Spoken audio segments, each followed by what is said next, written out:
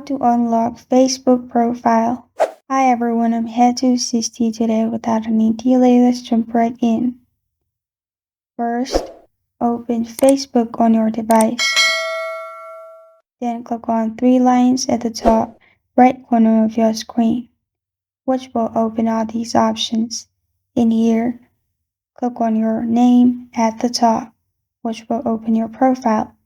In here, click on three dots beside Edit Profile.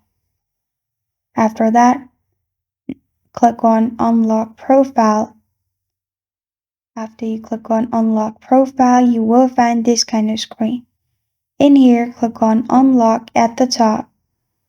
After you click on Unlock Your Profile at the bottom.